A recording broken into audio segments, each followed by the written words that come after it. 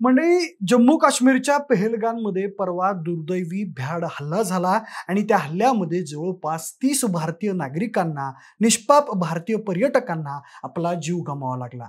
त्यामध्ये महाराष्ट्रातील जवळपास 6 जणांना यामध्ये आपला जीव गमवावा लागलेला आहे.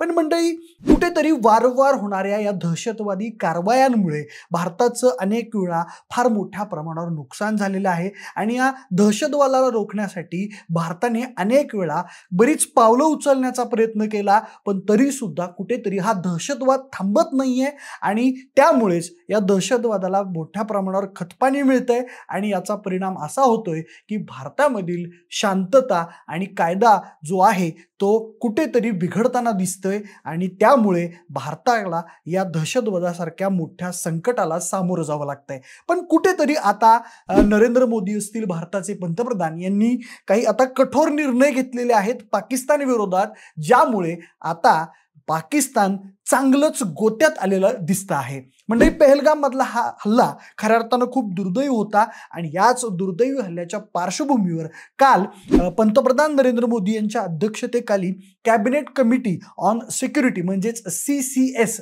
यांची एक बैठक पार पडली आणि ही बैठक सुमारे 2.5 तास चालली आणि यामध्ये जी 2.5 तास बैठक झाली त्यामध्ये संरक्षण मंत्री राजनाथ सिंह, गृहमंत्री अमित शहा आणि परराष्ट्र मंत्री SS जयशंकर, त्याचबरोबर राष्ट्रीय सुरक्षा सल्लागार जे आहेत अजित डोवाल यांच्यासह अनेक अधिकारी या मीटिंगसाठी उपस्थित होते आणि या मीटिंगमध्ये काही महत्त्वपूर्ण 5 निर्णय घेण्यात आलेले आहेत, ज्या निर्णयांमुळे आता पाकिस्तान जे आहे ते खूप मोठ्या प्रमाणावर गोत्यात येणार आहे. म्हणूनच आजच्या व्हिडिओमध्ये असे कोणते 5 निर्णय आहेत ज्यामुळे पाकिस्तान गोत्यात आलेलं आहे, नेमकं भारतानं पाकिस्तानची कशा पद्धतीनं कोंडी केलेली आहे, सगळंच या व्हिडिओच्या माध्यमातून जाणून घेणार आहोत.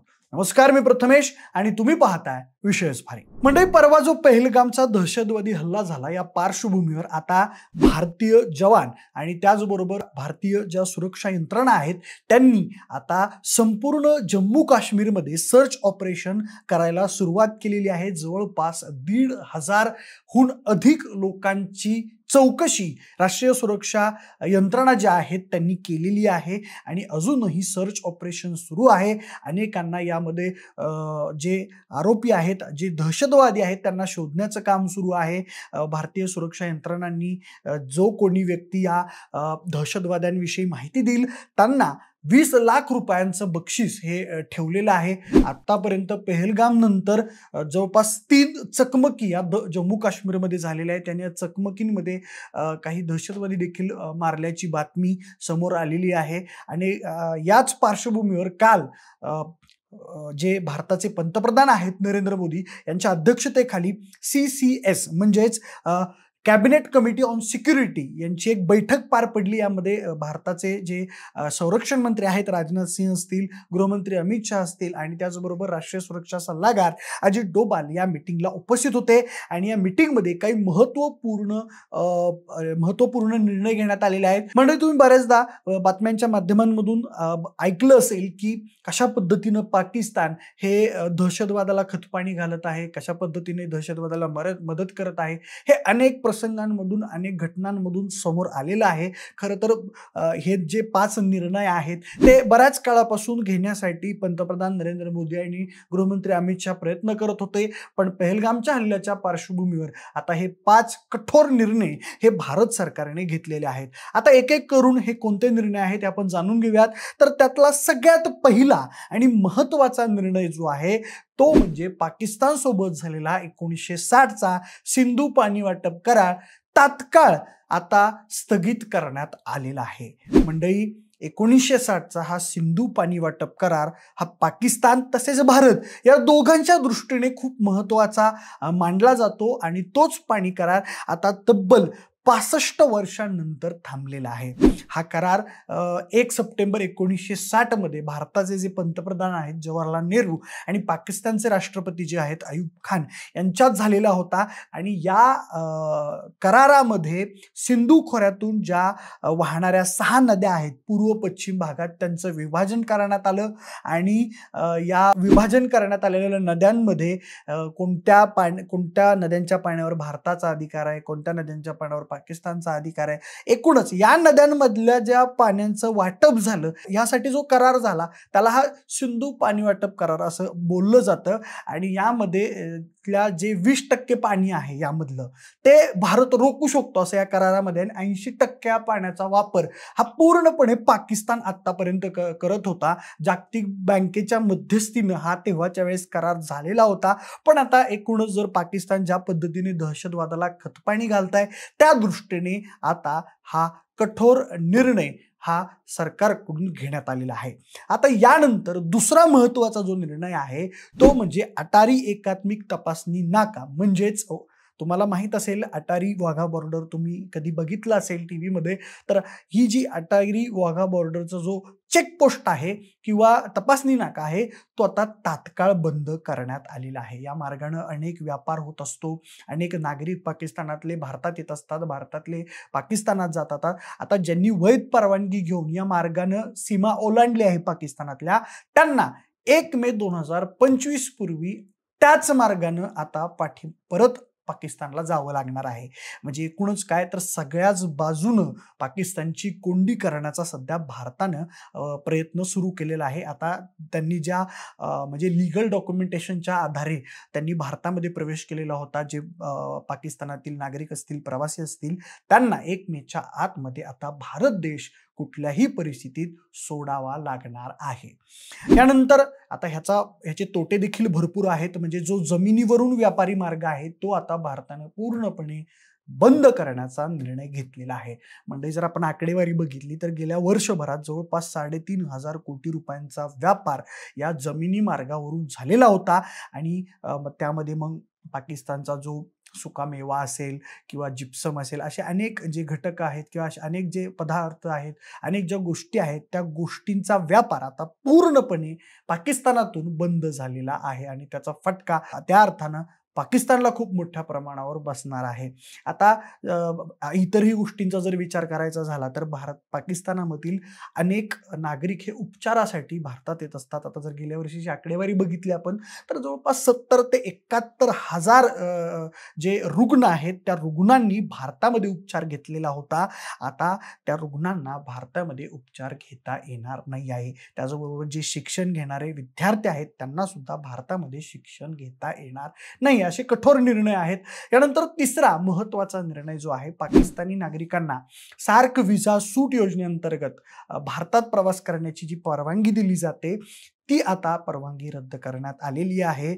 आणि यापूर्वी म्हणजे आजच्या तारखेपासून जर आपण बघितलं, ज्यांनी व्हिसाचा वापर करून ते भारतात आलेले आहेत त्यांना पुढच्या 48 तासांमध्ये भारत सोडावा लागणार आहे, असा कठोर निर्णय भारत सरकारने घेतलेला आहे. आता चौथा जो निर्णय आहे तो नवी दिल्लीतील जे पाकिस्तानी उच्चायुक्तालय आहे तिथले जे संरक्षण आणि लष्करी, नौदल, हवाई दल जे सल्लागार असतात त्या सल्लागारांना पर्सना नॉन ग्रॅटा घोषित करण्यात आलेलं आहे. म्हणजेच त्यांना आता तिथून भारत सोडावा लागणार आहे. त्यांना भारत सोडण्यासाठी आता भारताकडून 7 दिवसांची मुदत देण्यात आलेली आहे. त्याचबरोबर आपले जे काही सल्लागार आहेत, लष्करी सल्लागार आहेत जे पाकिस्तानमध्ये आहेत त्यांना देखील आता भारतानं परत बोलावून घेतलेला आहे.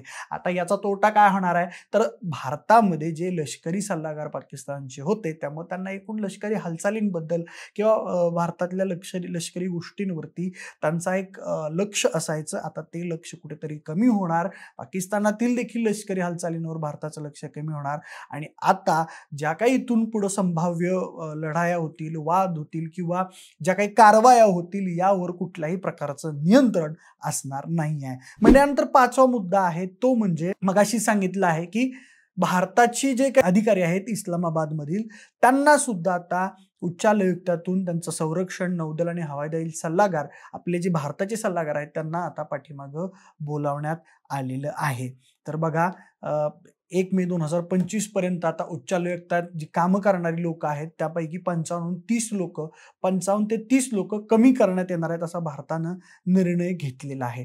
तर बघा हे असे 5 मुख्य निर्णय आहेत ज्या निर्णयांमुळे आता पाकिस्तान तात्पुरतं जे आहे ते आता गोत्यात येणार आहे. पाकिस्ताननं नुकतंच आता त्यांची परराष्ट्र समितीची बैठक बोलावलेली आहे. आता काही थोड्या वेळातच त्यांची पत्रकार परिषद देखील पार पडणार आहे. त्या अनुषंगाने आता पाकिस्तान काय निर्णय घेतंय याकडे देखील सगळ्यांचं लक्ष जे आहे ते लागून राहिलेलं आहे.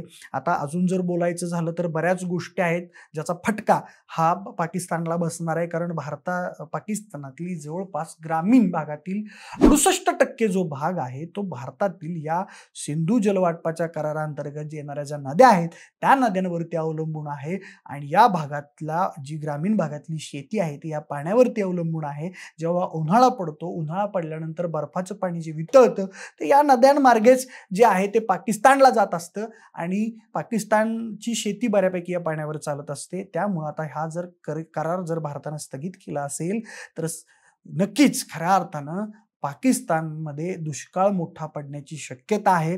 आता भारत हे पाणी कसं अडवणार, तर भारताची वेगवेगळी धरणं म्हणजे चिनाब असेल, राबी असेल, सतलज असेल, अशा ज्या नद्या आहेत त्या वेगवेगळ्या नद्यांवरती भारताची धरणं आहेत, मोठमोठी धरणं आहेत आणि या धरणांच्या माध्यमातून हे पाणी अडवलं जाऊ शकतं आणि मोठ्या प्रमाणावर जो तोटा आहे तो पाकिस्तानला येऊ शकतो. कारण पुढं जाऊन ह्या नद्या जशा पुढं पाकिस्तानात जातात तिथं गेल्यानंतर पाकिस्तानची अनेक जलविद्युत केंद्र जी आहेत ती पाकिस्तानमध्ये आहेत आणि तिथं वीज निर्मिती मोठ्या प्रमाणात होत असते. याच्यावर देखील कुठंतरी या निर्णयांचा जो फटका आहे तो बसणार आहे. याचबरोबर मंडळी पाकिस्ताननं शिमला करार जो आहे तो आता रद्द करण्याचा निर्णय घेतलेला आहे. शिमला करार हा असा होता की भारतामध्ये एक मैत्रीपूर्ण संबंध राहावेत, ताणतणावाचं वातावरण राहू नये, जे काही वाद असतील ते चर्चेच्या मार्गाने सोडावेत या दृष्टीनं शिमला शांतता करार जो आहे तो करण्यात आलेला होता आणि तो आता पाकिस्तानकडून स्थगित करण्यात आलेला आहे. याचा अर्थ भारत आणि पाकिस्तान मधले जे सौहार्दपूर्ण आतापर्यंत जे काही थोडेफार संबंध होते ते देखील आता शिमला करार तोडल्यामुळं, शिमला करार स्थगित केल्यामुळं कुठेतरी आता ते संबंध जे आहेत ते अडचणीत आल्याचं बोललं जात आहे. पण मंडळी या संपूर्ण सिनेरिओ बद्दल तुमचं म्हणणं नेमकं काय आहे? भविष्यात कशा पद्धतीनं पाकिस्तानला त्यांच्या या सर्व चुकांचा फटका बसू शकतो? कशा पद्धतीनं पाकिस्ताननं स्वतःच्याच पायावरती कुऱ्हाड मारून घेतलेली आहे? या सगळ्याबद्दल तुम्हाला नेमकं काय वाटतं? मला कमेंट करून नक्की सांगा. सोबतच आपल्या विशेष भारी यूट्यूब चॅनलला सबस्क्राईब करायला अजिबात विसरू नका आणि हा व्हिडिओ तुम्हाला आवडला असेल तर लाईक करा आणि भरपूरात भरपूर शेअर करा. सोबतच फेसबुकवर जर हा व्हिडिओ तुम्ही पाहत असाल तर तिथे आपल्या विशेष भारी FB या फेसबुक पेजला फॉलो करायला अजिबात विसरू नका. धन्यवाद.